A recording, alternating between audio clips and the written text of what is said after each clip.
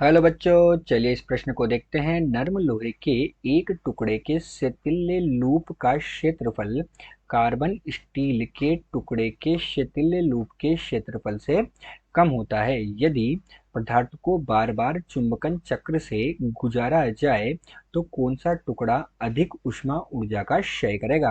तो चलिए बच्चों, सर्वप्रथम हम इस प्रश्न की मुख्य अवधारणा पर चर्चा करते हैं।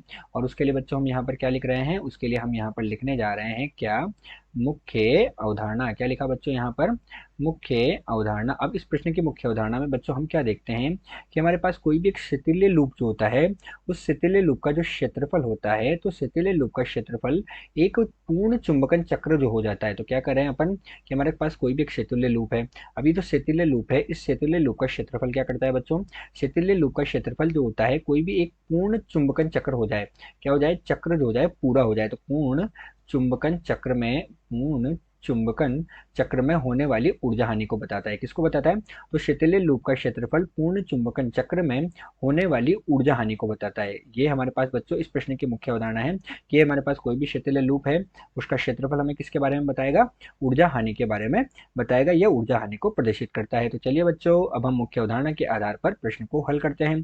तो अब हम क्या कर रहे हैं बच्चों, प्रश्न का हल देख रहे हैं। अब प्रश्न के हल में हम क्या देखते हैं कि हमारे पास जो कार्बन स्टील है और नर्म लोहे के टुकड़े के बारे में पूछा गया है। तो बच्चों क्या होता है, जो कार्बन और स्टील होता है, उस कार्बन और स्टील का शेतीले लूप क्षेत्रफल जो होता है, अर्थात कार्बन और स्टील का जो शेतीले लूप क्षेत्रफल होता है, वो हमारे पास क्या होता है बच्चों, अधिक होता है। हमसे नर्म लोहे के टुकड़े के बारे में पूछा गया, उसकी अपेक्षा कार्बन और लोहे का शेतीले लूप क्षेत्रफल अधिक होगा।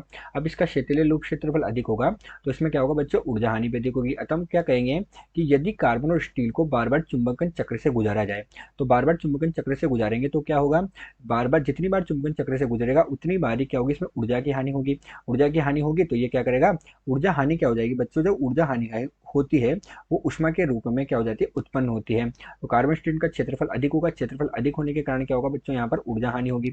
और ये ऊर्जा हानि कैसे हो जाएगी बच्चों, इस ऊर्जा हानि का उष्मा के रूप में क्षय होता है। कैसा होता है, उष्मा के रूप में क्षय होता है। तो ऊर्जा हानि का उष्मा के रूप में क्षय होता है। तो बच्चों हम क्या कर सकते हैं कि जब कार्बन स्टील को बार बार चुंबकन चक्र से गुजारा जाएगा तो उसमें ऊर्जा हानि होगी, अर्थात उष्मा का क्षय अधिक होगा। आशा करते हैं आपको प्रश्न समझ आया होगा। धन्यवाद।